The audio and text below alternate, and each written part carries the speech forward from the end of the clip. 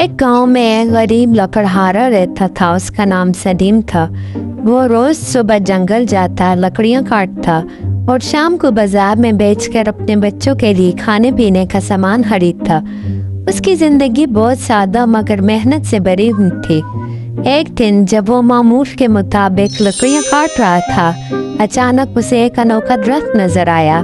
اس درخت کی شاخیں سنہری تھے اور پتے چاندی جیسے چمک رہے تھے۔ سلیم حیران رہ گیا۔ اس نے سوچا یہ خواب تو نہیں۔ درخت سے آواز آئی، اے محنتی انسان، میں ایک جادوئی درخت ہوں۔ جو شخص ایمانداری سے جیتا ہے اس کے لیے میں انعام ہوں۔ تم اپنی محنت اور دیانت کے باعث اس قابل ہو کہ میری ایک شاخ لے جا سکتے ہو، مگر شرط یہ ہے کہ تم صرف اتنا ہی لو گے جتنا تمہیں ضرورت ہے۔ سلیم نے سوچا مجھے تو صرف اتنا چاہیے کہ میرے بچے بھوکے نہ سوئیں۔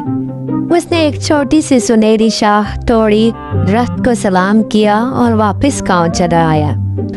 بازار میں وہ شاخ بہت مہنگے داموں بکی اور سلیم نے اپنے گھر کے لیے کھانے، کپڑے اور بچوں کے لیے کتابیں خریدیں۔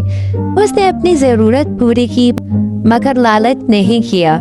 اگلے دن جب وہ واپس گیا، درخت وہاں نہیں تھا، مگر اس کے دل میں ایک عجیب سی سکون اور خوشی تھی۔ وہ جانتا تھا کہ ایمانداری اور قناعت ہی اصل دولت ہے۔